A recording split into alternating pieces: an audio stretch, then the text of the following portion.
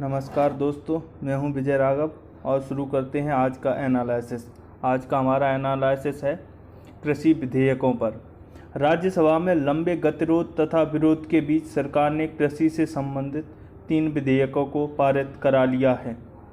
रविवार को संसद के उच्च सदन राज्यसभा में हुई जोरदार हंगामा हुआ तथा विपक्षी दलों के कई सांसदों ने सभापति की आसंदी तक पहुंचकर उनका माइक तोड़ दिया तथा रूल बुक को फाड़ दिया।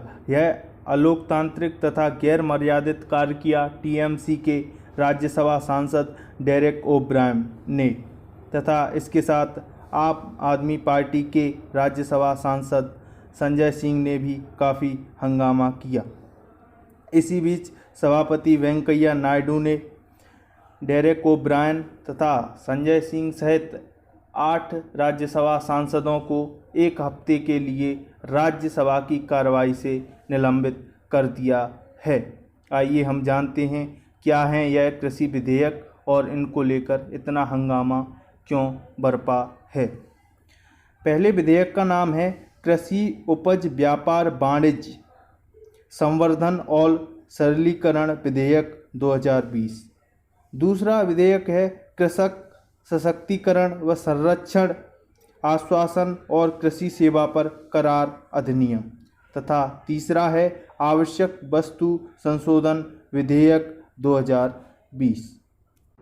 आइए अब हम इन विधेयकों को समझते हैं। पंजाब, हरियाणा और उत्तर प्रदेश समेत देश के कई हिस्सों में कृषि से जुड़े विधेयकों को लेकर विरोध प्रदर्शन हो रहे हैं।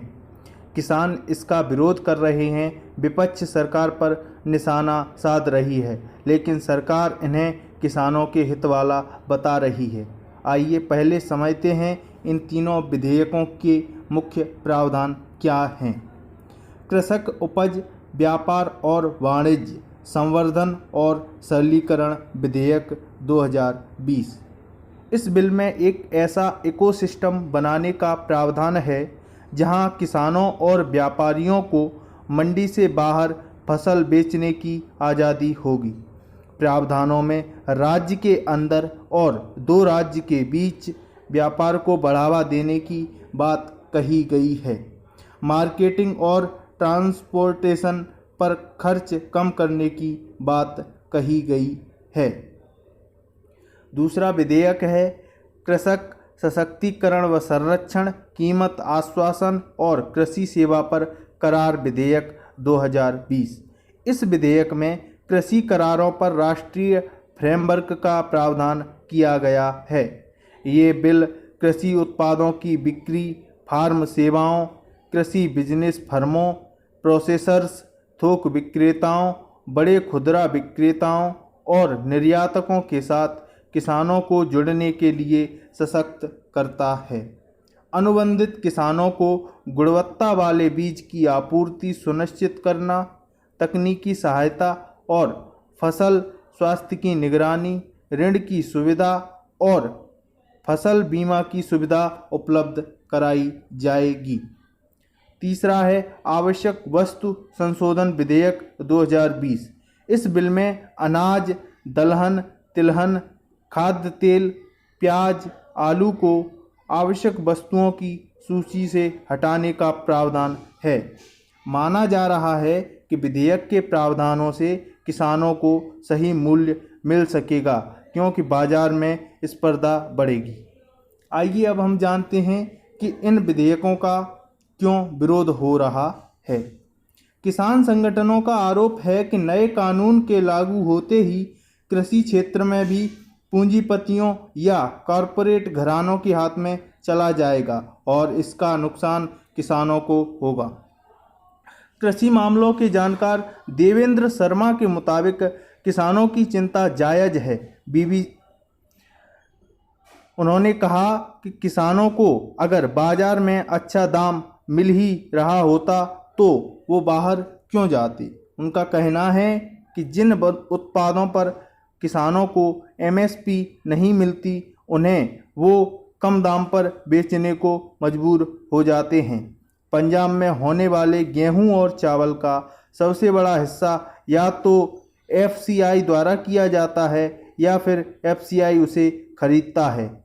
साल 2019-20 के दौरान रबी के मार्केटिंग सीजन में केंद्र द्वारा खरीदे गए करीब 341 लाख मीट्रिक टन गेहूं में से 130 लाख मीट्रिक टन गेहूं की आपूर्ति पंजाब ने की थी। प्रदर्शनकारियों को यह डर है कि एफसीआई अब राज्य की मंडियों से खरीद नहीं कर पाएगा, जिससे एजेंटों और आढ़तियों को करीब 2.5% के कमीशन का घाटा होगा।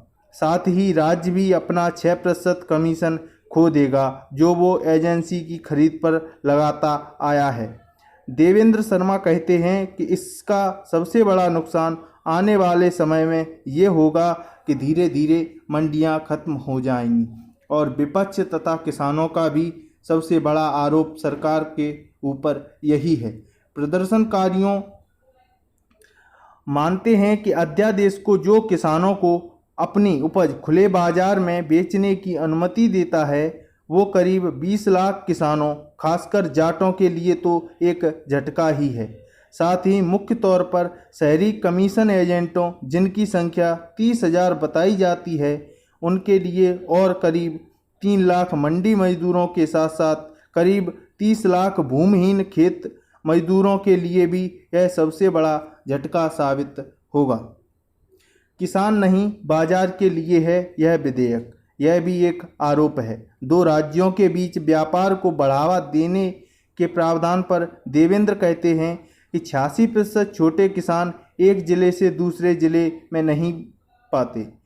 किसी दूसरे राज्य में जाने का सवाल ही नहीं उठता। ये बिल बाजार के लिए बना है, किसानों के लिए नहीं।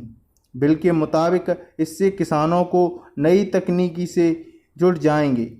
5 एकड़ से कम जमीन वाले किसानों को कॉन्ट्रैक्टर्स से ज़्यादा फ़ायदा मिलेगा। हालांकि देवेंद्र कहते हैं कि इस प्रावधान से किसान अपनी ही जमीन पर मजदूर हो जाएगा।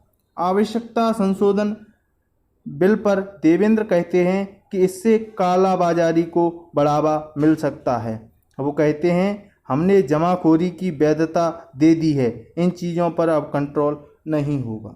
विपक्ष का विरोध। आइए जानते हैं विपक्ष किस बात का विरोध कर रहा है।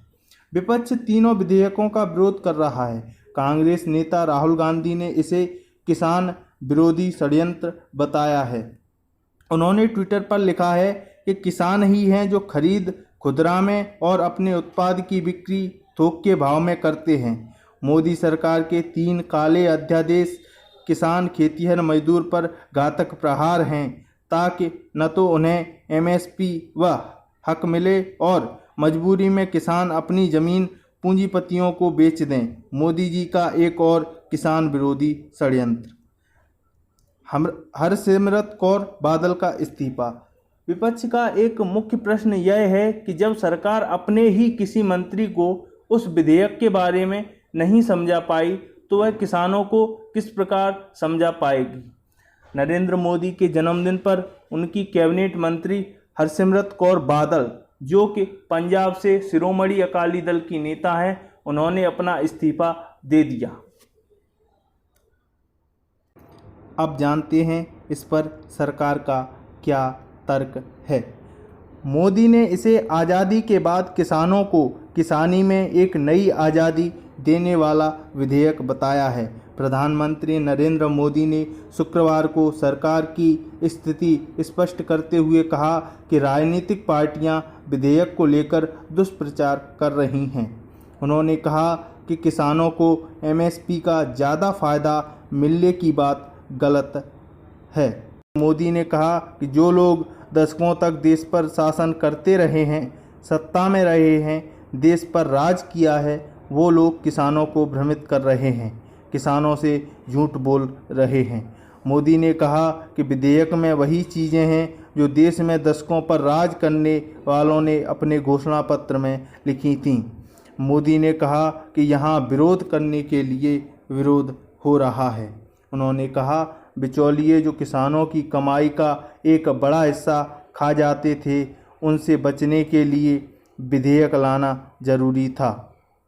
इसके पहले ग्रामीण विकास तथा पंचायती राज मंत्री श्री नरेंद्र सिंह तोमर ने कहा था, किसानों के पास मंडी में जाकर लाइसेंसी व्यापारियों को ही अपनी उपज बेचने की व्यवस्था क्यों? अब किसान अपनी मर्जी का मालिक होगा। करार अधिनियम से कृषक सशक्त होगा व समान स्तर पर एमएनसी, बड़े व्यापारी आदि से करार कर सकेगा। सरकार उसके हितों की संरक्षित करेगी, किसानों को चक्कर नहीं लगाना पड़ेंगे। निश्चित समयावधि में विवाद का निपटारा एवं किसान को भुगतान सुनिश्चित होगा। उन्होंने कहा कि नए प्रावधान के मुताबिक किसान अपनी फसल किसी भी बाजार में अपनी मनचाही कीमत पर बेच सकेगा। इससे किसानों को अपनी उपज बेचने के अधिक अवसर मिलेंगे। अब हम जानते हैं कि एमएसपी क्या है और इसको लेकर इतना क्यों बवाल मचा हुआ है। किसानों के हितों की रक्षा करने के लिए देश में न्यूनतम समर्थन मूल्य की व्यवस्था लागू है।